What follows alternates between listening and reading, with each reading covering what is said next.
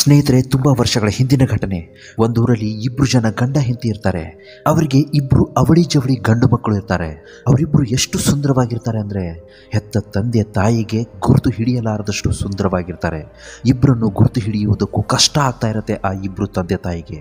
ಇಬ್ಬರ ವ್ಯತ್ಯಾಸ ಏನು ಅಂದ್ರೆ, ಒಬ್ಬರು ತುಂಬಾನೇ ಮೃದು ಸ್ವಭಾವ, ಇನ್ನೊಬ್ಬ ತುಂಬಾನೇ ಒರಟು.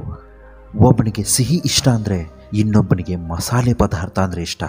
ಒಬ್ಬನು ದಯಾಳು ತ್ಯಾಗಮಯಿ ಅಂದರೆ ಇನ್ನೊಬ್ಬ ಜಿಪುಣ, ಎಲ್ಲವೂ ನನ್ನದೇ ಅನ್ನುವ ಸ್ವಾರ್ಥದಿಂದ ಬೆಳೀತಾ ಇರ್ತಾನೆ. ಹೀಗೆ ಆ ಕುಟುಂಬ ಸಾಗ್ತಾ ಇರುತ್ತೆ. ತಂದೆಗೂ ಕೂಡ ವಯಸ್ಸಾಗತ್ತೆ. ಕಷ್ಟಪಟ್ಟು ಬೆವರು ಸುರಿಸಿ ಸಂಪಾದಿಸಿದ ಆಸ್ತಿಯನ್ನು ಇಬ್ಬರು ಮಕ್ಕಳಿಗೂ ಸಮಾನವಾಗಿ ಹಂಚಬೇಕು ಅಂತ ಆ ತಂದೆಯ ತುಡಿತ ಹೆಚ್ಚಾಗ್ತಾ ಇರುತ್ತೆ. ಆದರೆ ಎರಡನೇ ಮಗನ ಆಸೆ ಏನು ಗೊತ್ತಾ?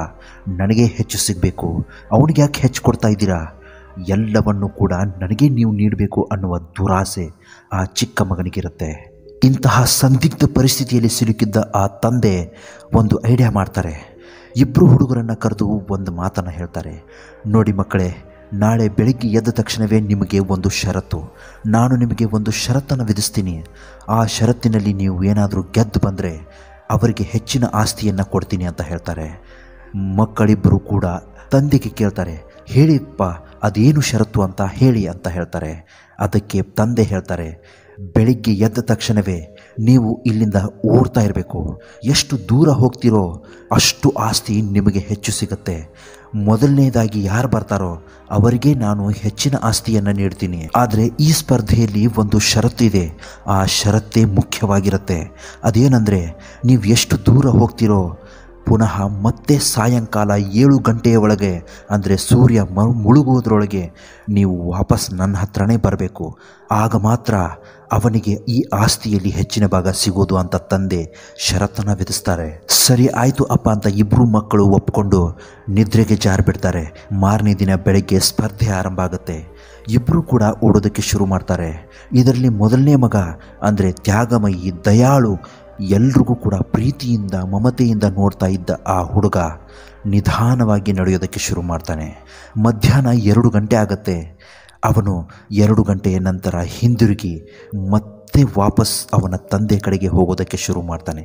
ಆದರೆ ಎರಡನೇ ಮಗ ಹಾಗೆ ಮಾಡಲ್ಲ.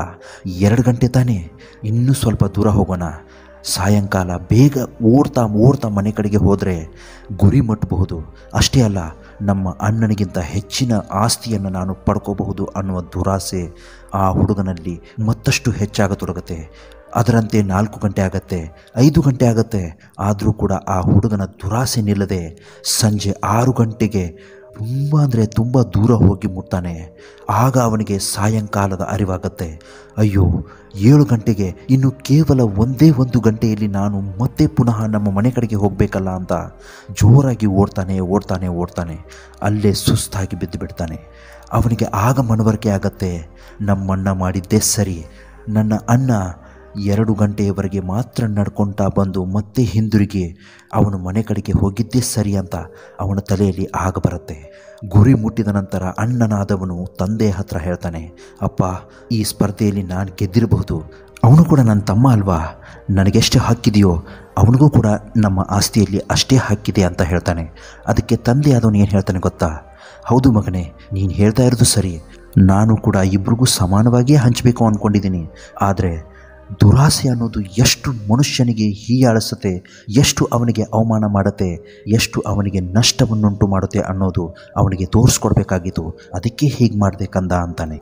ಡಿಯರ್ ಫ್ರೆಂಡ್ಸ್, ಈ ಕತೆ ಉದ್ದೇಶ ಏನು ಅಂದರೆ, ನಾವು ಕೂಡ ಹಾಗೆ ದುರಾಸೆಯಿಂದ ಹೆಚ್ಚು ಸಿಗುತ್ತೆ, ನಾವು ಅಷ್ಟು ಸಂಪಾದನೆ ಮಾಡ್ತೀವಿ, ನಮಗೆ ಅಷ್ಟು ದುಡ್ಡು ಬರುತ್ತೆ, ಇಷ್ಟು ದುಡ್ಡು ಬರುತ್ತೆ ಅಂತ ಅತಿಯಾಸೆಯಿಂದ ಎಷ್ಟು ದೂರ ಓಡ್ತೀವೋ ಅಷ್ಟೇ ನಾವು ಹಿಂದಕ್ಕೆ ಬೀಳ್ತೀವಿ ಅನ್ನೋದನ್ನು ಮರಿಬಾರ್ದು. ಈ ಕಥೆಯನ್ನು ಎಲ್ರಿಗೂ ಶೇರ್ ಮಾಡೋದನ್ನು ಮರಿಬೇಡಿ. ನಮಸ್ಕಾರ, ಎಲ್ರಿಗೂ ಒಳ್ಳೆಯದಾಗಲಿ.